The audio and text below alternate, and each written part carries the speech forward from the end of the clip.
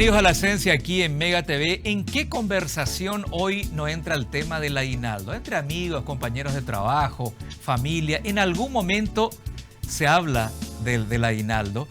Algunos dicen, estoy arañando el aguinaldo, estoy ya con el aguinaldo comprometido. ¿Qué puedo hacer con mi aguinaldo? Ahorrar, reparar algo, invertir, ya que hoy está bastante difundida también la idea de que con poco dinero uno puede llegar a invertir. Incluso hoy están aplicaciones que están disponibles desde bancos, ¿no?, para poder invertir. Y justamente quizás ese sea uno de los aspectos que poco conocemos aún de lo que significa llegar a invertir ese poco dinero que a veces nos queda de margen y que si metemos en una caja de ahorro a la vista es muy poco el rendimiento que podemos tener. Entonces muchos recomiendan llegar a invertir. Pero ¿qué tanto conocemos de inversiones?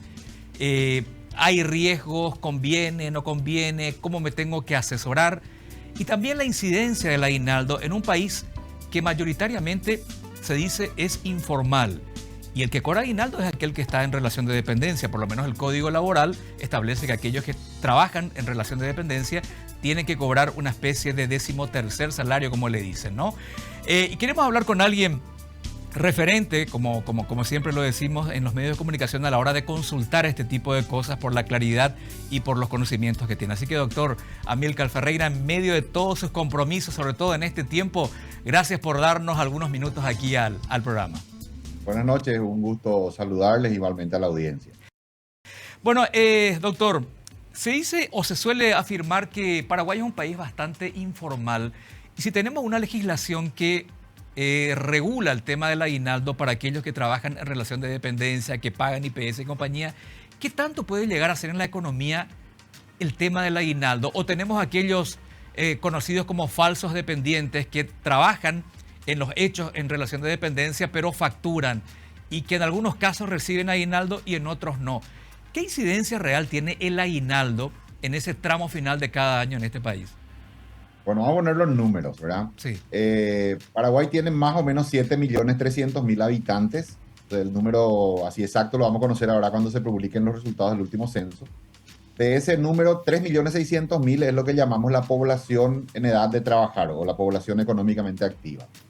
De esas 3.600.000 personas, 1 de cada 4 tiene un empleo formal, digamos, con un salario mensual fijo, y 3 de cada 4 son cuentapropistas, ¿vale? Es decir, tienen un pequeño comercio, una pyme, son vendedores independientes o profesionales independientes, etcétera, ¿verdad? Realizan una actividad económica por cuenta propia. Entonces, los que cobran el aguinaldo son 1 de cada 4 trabajadores, ¿verdad? Aquellos que tienen un empleo fijo, digamos, ¿verdad? Sí. El fin de año, que es un periodo en el cual las ventas aumentan, seguramente también le generan mayores ingresos a esos 3 de cada 4 que son independientes, ¿verdad? Si bien formalmente no cobran un aguinaldo, digamos, pero de alguna manera también se benefician del mayor movimiento comercial. Pero ese es el número, ¿verdad? 1 de cada 4 personas en edad de trabajar tiene un empleo formal y por ende cobra un aguinaldo. Eso inyecta a la economía una cifra importante. Siempre yo digo que desde el punto de vista del análisis económico, diciembre es un mes interesante porque nos muestra un poco cómo sería Paraguay cuando la gente duplique su ingreso, o sea, con un crecimiento económico, con un ingreso duplicado. Es un mes en el cual, no digo toda la gente, pero mucha gente cobra el doble. Y entonces, ¿cómo es el movimiento económico? ¿Cómo es el tráfico? ¿Cómo son las ventas en los comercios, etcétera? Es como un pequeño experimento social, ¿verdad? Que nos permite imaginar este país con el ingreso duplicado. Ahora, y bueno, se genera en el caso del Estado, por ejemplo, el Estado inyecta más o menos 600 millones de dólares en total a la economía. 300 millones sería el sueldo de diciembre y 300 millones sería el aguinaldo, ¿verdad? Que se le paga a todos los funcionarios públicos, también a los jubilados, etcétera. Así que es una cifra importante que, ¿verdad?, que mueve un poco la economía en el mes de diciembre. Ahora, en ese 1 de cada 4 que cobra aguinaldo, doctor, ¿dónde están los así llamados falsos dependientes o falsos independientes? Es decir, que hay muchos, aquellos que trabajan en los hechos en relación de dependencia, van, marcan horario, se rigen por lo que le dice el patrón, cumplen las directrices, pero no tienen contrato laboral en el sentido de los términos laborales. Es decir, factura cada mes y con IVA. Esa gente ya por acuerdo con el patrón cobra o no cobra aguinaldo. Yo conozco gente que sí cobra, gente que no cobra aguinaldo. De ese 1 de cada 4, ¿dónde entrarían ellos? ¿Y qué incidencia tendrían? Sí, en nuestro país la evasión de lo que sería el aporte a la seguridad social es alta, ¿verdad? Esa Ajá. evasión. Yo estimo que fácilmente la cantidad de personas que trabajan en negro, digamos, que tienen un empleo formal en condición de dependencia, pero que al no estar, digamos, inscrito en el IPS, no tienen seguridad social y bueno, por ende también, o en algunos casos trabajan con IVA, ¿verdad? Trabajan en relación de dependencia, pero con una factura a fin de mes, ¿verdad? Sí, sí, sí. Probablemente, como bien lo decís, ese sector de la población en algunos casos cobra también aguinaldo, lo cobra sin que, digamos, necesariamente esté, digamos, con toda la formalidad de un trabajador formal. Y otro sector que quizá no, ¿verdad? Que, no sé, un vendedor, ¿verdad? Que cobra comisiones sobre sus ventas, etcétera, que simplemente cobra su ingreso de diciembre, pero no así el aguinaldo. Ujú, Probablemente haya un poco de ambas cosas.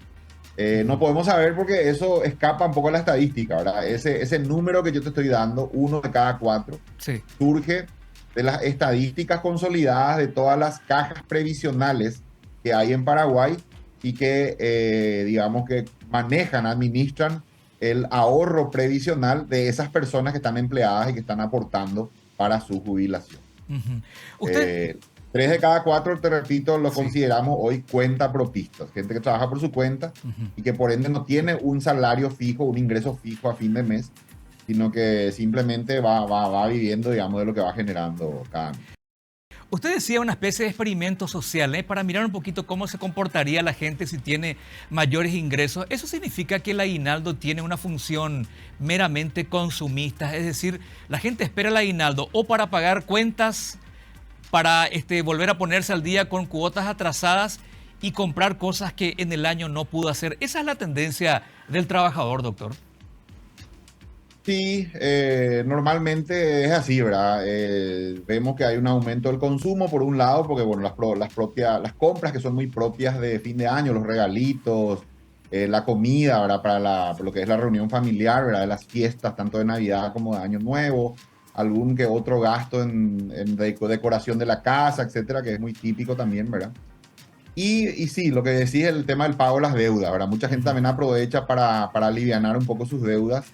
Más todavía este año, que fue un año muy difícil, este 2022, hay que recordar de que tuvimos muchos golpes económicos, ¿verdad? A inicios de este año, la sequía hizo que la producción agrícola, ¿verdad? Se tuviera una caída histórica, la más alta, la más grande caída de la producción de soja de la historia se dio en este 2022. Ujú.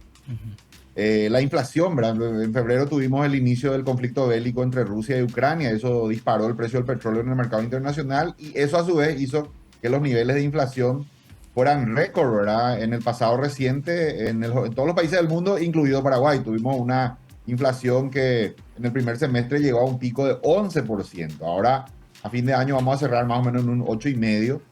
Y eso golpeó muy fuerte, ¿verdad? A la población. Mucha gente se vio obligada a aumentar su deuda en tarjeta de crédito para poder, de alguna manera, sostener sus niveles de consumo, seguir comprando el súper, etcétera. Ujú. Y entonces llegamos a fin de año un poco exhaustos, más endeudados, ¿verdad?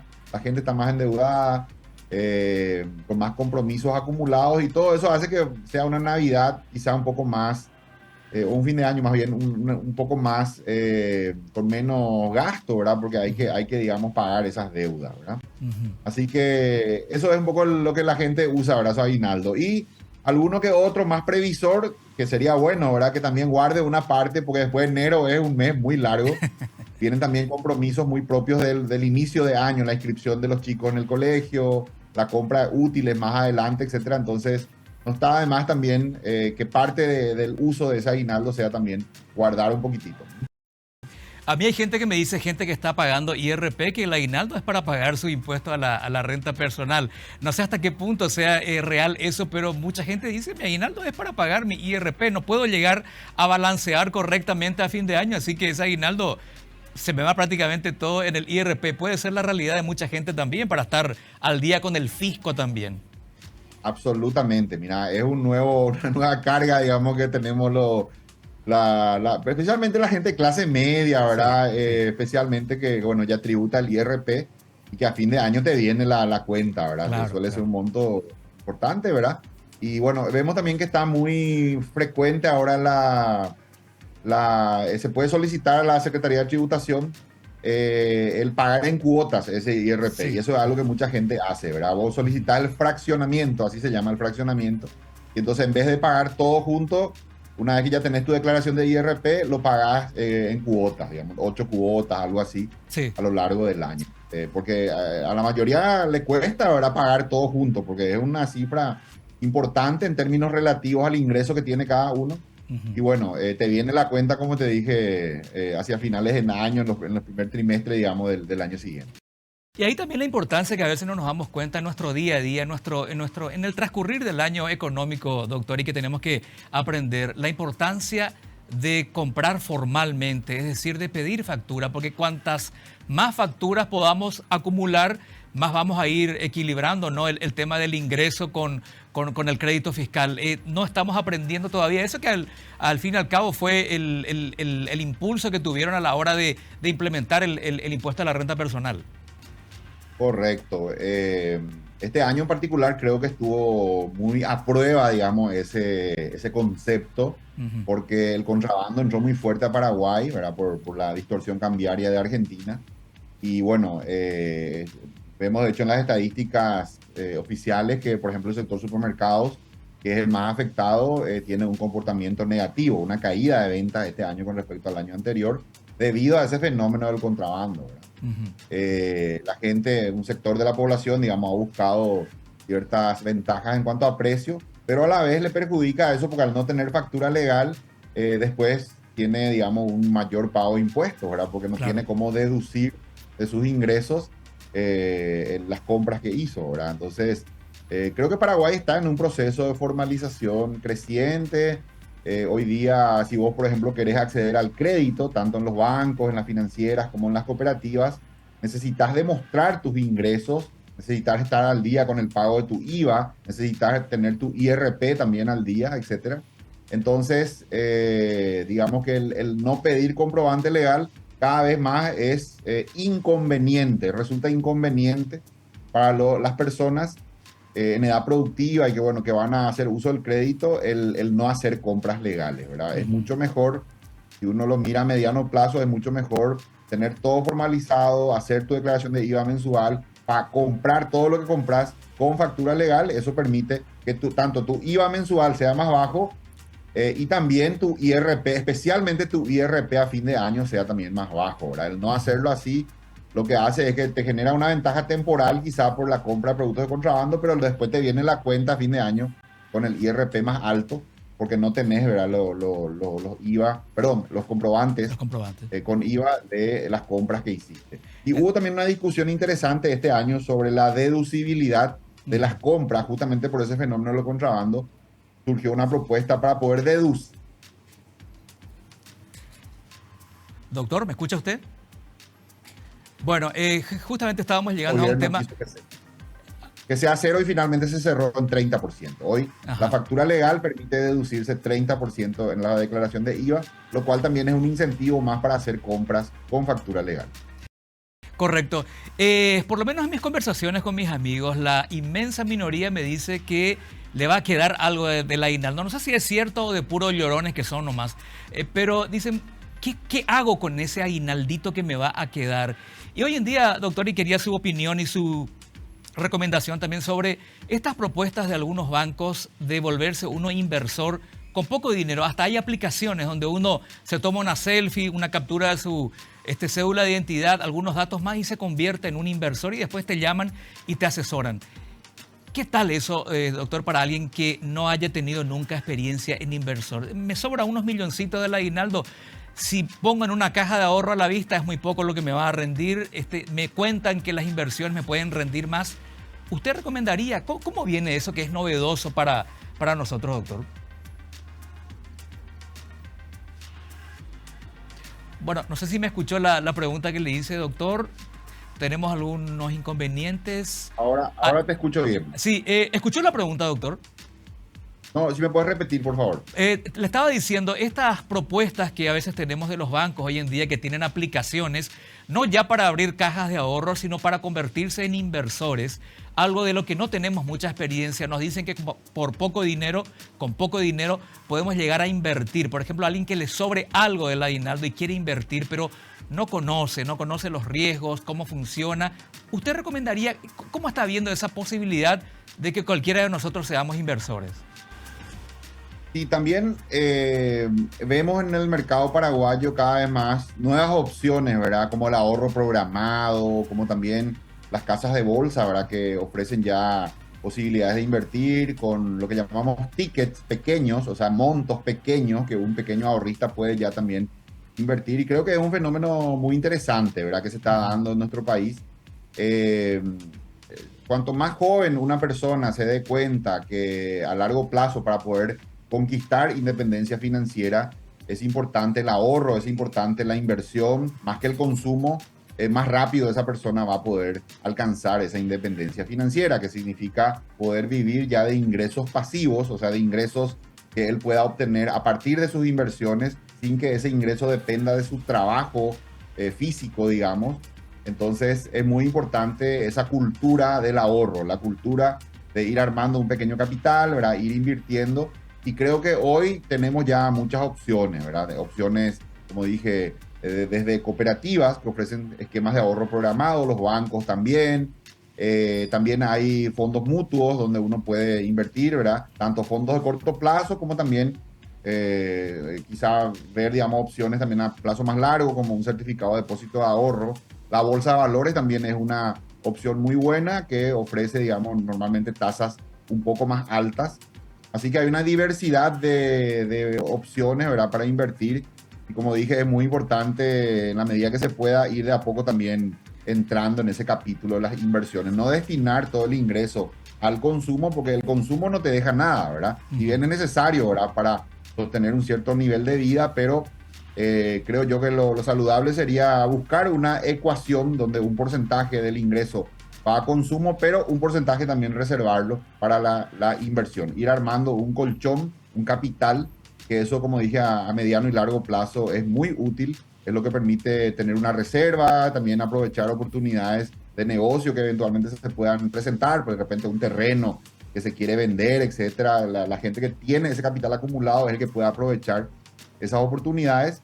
Y también, como dije, para ir armando ya ese ingreso pasivo, que es un ingreso que se genera solo a partir de tus inversiones, y eso es lo que a la larga también te permite tener independencia financiera. Así que es un hábito muy saludable que yo aprovecho también como asesor financiero que soy para recomendar a la gente de que haga una planificación financiera que destine un porcentaje, por lo menos un 10% de los ingresos en forma mensual, a ir armando ese ahorro y ese fondo de inversión propio que, en mi opinión, todos deberían tener. Pero el inversor, el nuevo inversor, el inversor naciente, aquel que por ahí le sobró unos, qué sé yo, pongamos 2 millones de guaraníes que nos dicen que hoy podríamos invertir a partir de ahí, tiene que ser consciente de que la inversión tiene su riesgo, es decir, de que uno puede ganar o perder. En el riesgo está la ganancia, solemos escuchar siempre por ahí. La inversión trae consigo eso, doctor, y tenemos que saber entender eso, que no es como ahorrar, donde no perdés tu plata, si bien no te rinden mucho, pero no perdés tu capital. En la inversión sí podrías perder si invertiste en algo que no funcionó. Claro, hay una correlación siempre entre la rentabilidad que uno obtiene y el riesgo también que está tomando. Pero creo que si hablamos de inversión en bancos, por ejemplo, un certificado de depósito de ahorro o un ahorro programado, y también la bolsa de valores tiene ciertos niveles de seguridad importantes, diría. En el caso de los bancos, las entidades financieras, existe un fondo de garantía de depósitos que cubre más o menos hasta 200 millones de guaraníes por ahorrista, de que incluso en el peor escenario de que una entidad financiera, digamos, caiga en una situación de insolvencia, ese fondo cubre a los ahorristas. En el caso de la bolsa de valores, tenemos empresas calificadoras de riesgo, que son las que están monitoreando, evaluando, calificando a las empresas todo el tiempo. Entonces también uno puede, digamos, ver ahí el nivel de riesgo que está corriendo, ¿verdad? Lo que hay que evitar es caer en todo caso en estas que hemos visto también en nuestro país, ¿verdad? Esquemas de inversión a veces fantásticos que te ofrecen tasas, rendimientos altísimos, generalmente son estafas, ¿verdad? Ajá. Hemos visto algunos episodios de gente que ha caído en eso, de promociones por internet, por Facebook, etcétera, por redes sociales, donde ofrecen rendimientos altos. Hay que siempre desconfiar de eso, ¿verdad? No existen los rendimientos muy altos, los rendimientos son conocidos. Yo diría que siempre es mejor ir a instituciones seguras, instituciones que están supervisadas, como el sistema financiero, de alguna manera también las cooperativas y la bolsa de valores. Un poco por ahí vendría, ¿verdad?, las oportunidades de inversión. Y le agregaría un cuarto destino de inversión, que es el sector inmobiliario, que ha sido también muy interesante el invertir en un inmueble, en un terreno. En Paraguay, Paraguay ha sido uno de los países con más alto nivel de revalúo de inmuebles en Sudamérica en los últimos 20 años, ¿verdad? Nosotros tenemos estudios realizados al respecto acá en la consultora y vemos que el revalúo anual promedio de los inmuebles, de la tierra en Paraguay ha sido de 20% anual en los últimos 20 años. Vale decir, ha sido uno de los mejores negocios invertir en tierra en Paraguay, comprar un terreno, por ejemplo, en ese periodo mencionado. Correcto. Ha sido muy buen negocio. Sí. Doctor, muchísimas gracias por su tiempo. Yo le deseo mucho éxito, semana importante. Vamos a ver qué sucede. Gracias por estar siempre predispuesto a charlar con nosotros, a compartir sus conocimientos y quizás el lunes lo llamemos para ver cómo va todo o cómo fue Dale. todo. Muchísimas gracias y bueno, un placer también siempre conversar con ustedes. Un saludo para vos y también para la audiencia. Muchísimas gracias el doctor Amílcar Ferreira, economista y uno de los referentes que tenemos en los medios de comunicación cada vez que queremos consultar algunos temas económicos. Ya volvemos.